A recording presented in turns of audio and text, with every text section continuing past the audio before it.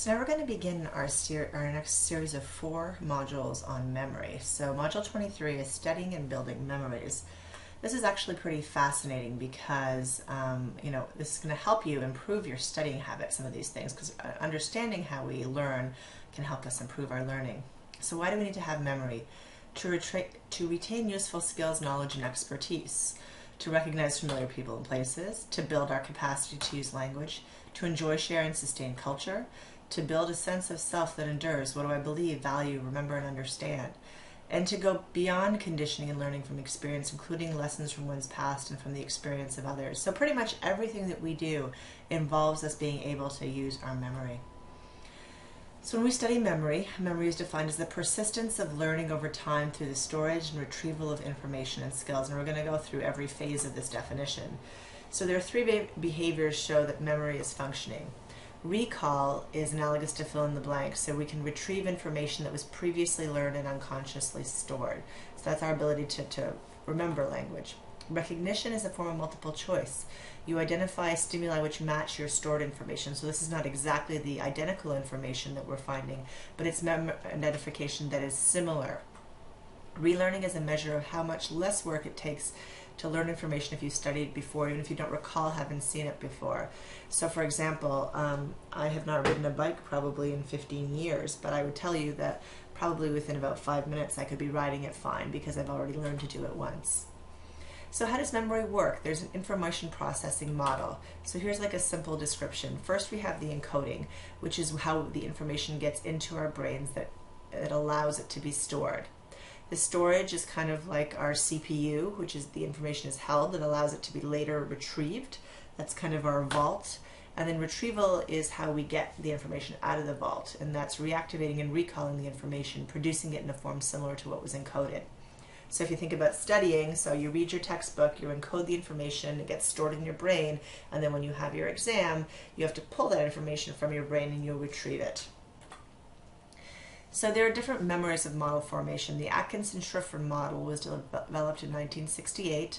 And so stimuli are recorded by our senses and held briefly in our sensory memory. So this is a very brief kind of memory.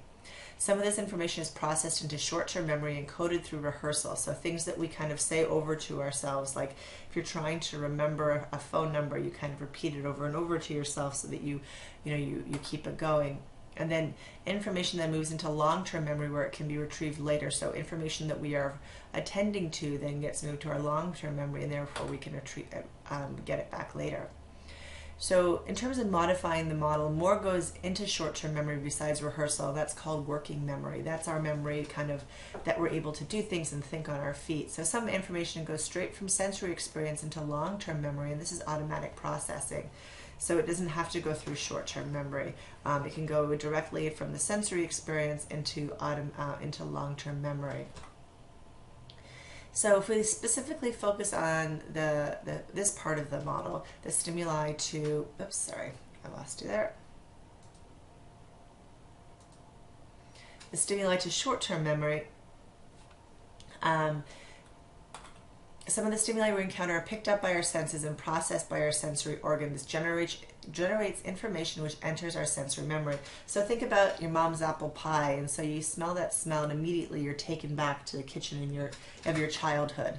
Before this information vanishes from sensory memory, we select details to pay attention to and send this information into working memory for rehearsal and other processing. So if we see a face, even though we're not consciously paying attention to it, our sensory memory has processed it, and it goes into our long-term memory so that we know and gets stored so that if we see that person again, we can remember that we've seen them before.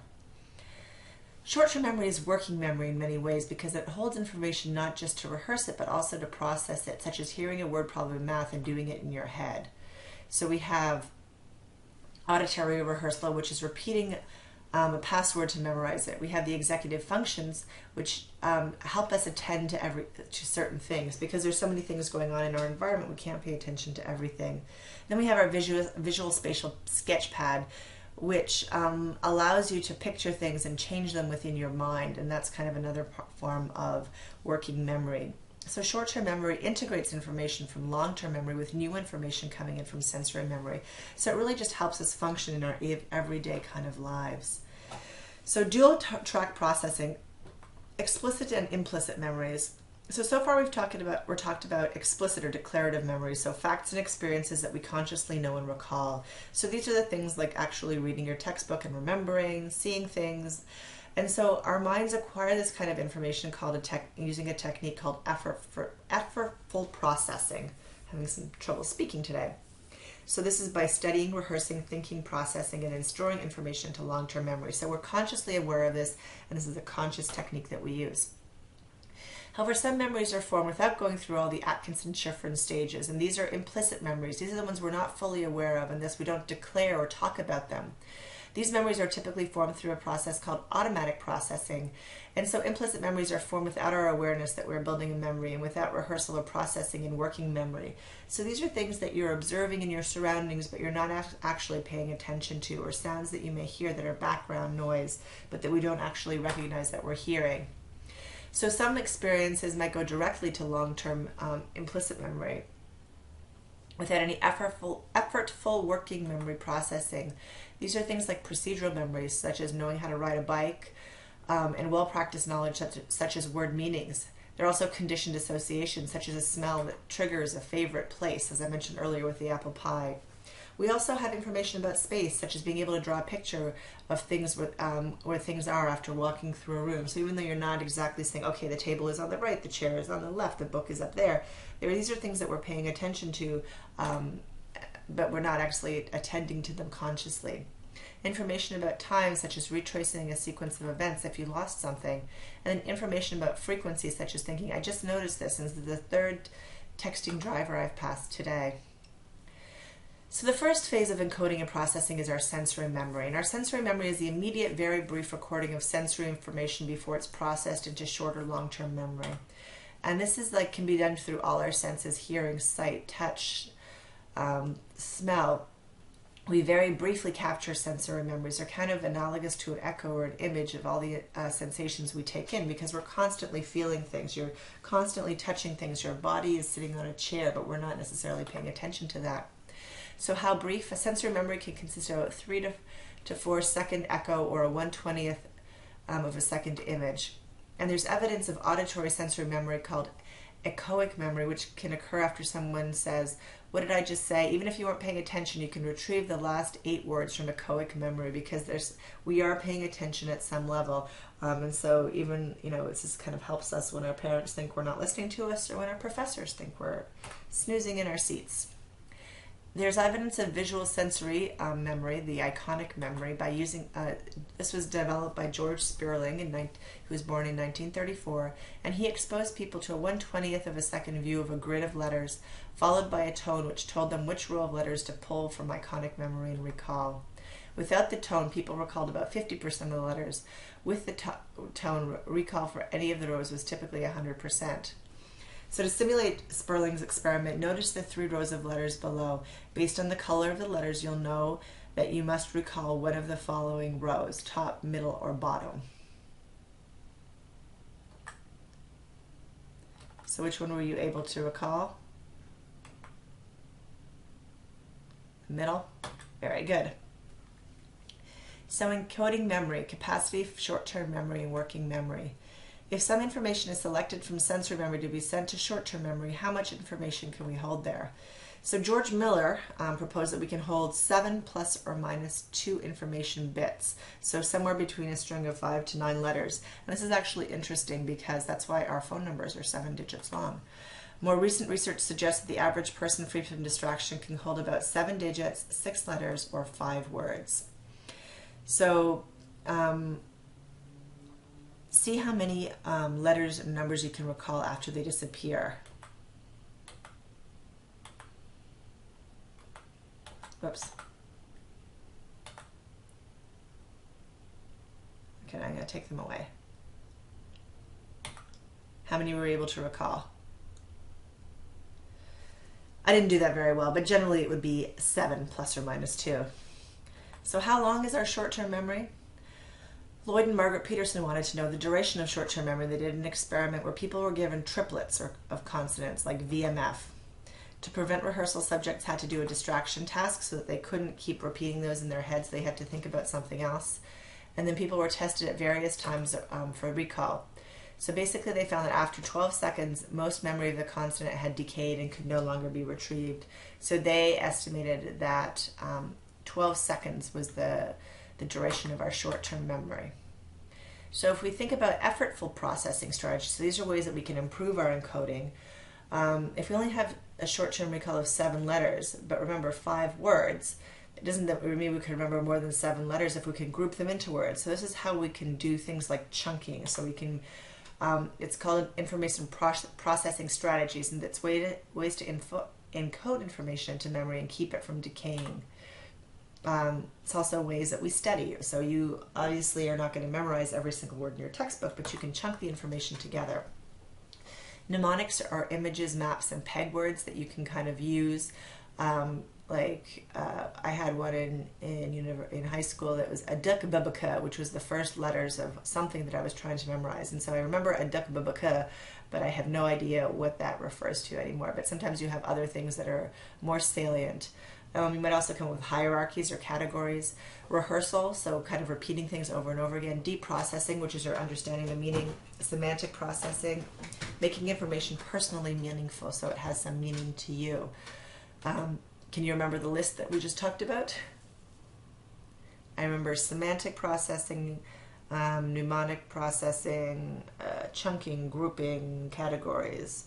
And then that's the extent to which my memory functions these days due to lack of sleep. I'm having 3 children below the age of 6.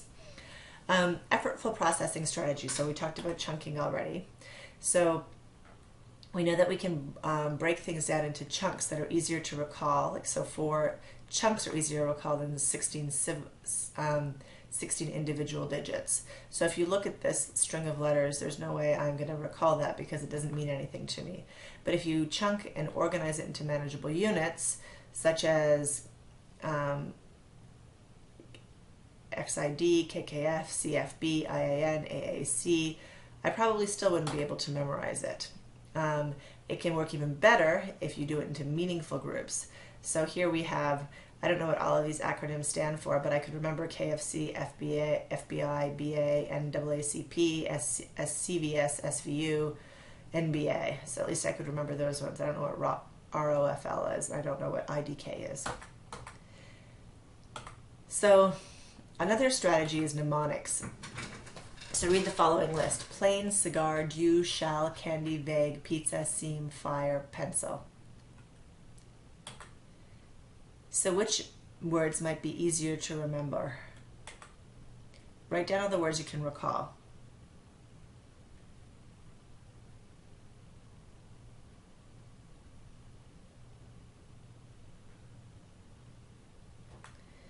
So we encode better with the help of images. So if we had visual images of these things, you'd be more likely to be able to recall them. So a mnemonic is a memory trick that connects information to existing memory strengths such as imagery or structure. A peg word system refers to the technique of visually associating new words with an existing list that's already memorized. For example, dew can be pictured written on a door, and a door equals 4. Rehearsal and distributed practice. So mass practice refers to cramming information all at once. It's not time effective, and I can tell you it does not work. The spacing effect was first noted by Hermann Ebbinghaus in the late 1800s. And he talked about developing better retention and recall in the long run if you use the same amount of study time spread out over many shorter sessions than putting it all into one longer session. So this doesn't mean you have to study every day. Memory researcher Harry Baruch noted that the longer the time between study sessions, the better the long-term retention and the fewer sessions you needed. So what you need to do is have regular sessions, over periods of time that don't have to be following every day. The best way to practice is to consider the testing effect. Henry Roediger found that if you distributed practice includes tests, having to answer questions about the material, you'll learn the material and retain it more effectively than just rereading it, because this way you're processing it and you're having to deal with it. So another effortful processing strategy is deeper semantic processing. So when we encode information, we're more likely to retain it if we deeply process even simple words by focusing on the meaning of the word. So, if we're looking actually kind of at what the word means and understanding it, we're more likely to remember it. So shallow, unsuccessful processing refers to memorizing the appearance or the sound of words, but deep semantic processing really is helping us with the meaning. So memorize the following words: bold, truck, temper, green, run, drama, glue, chips, knob, hard, vent, and rope.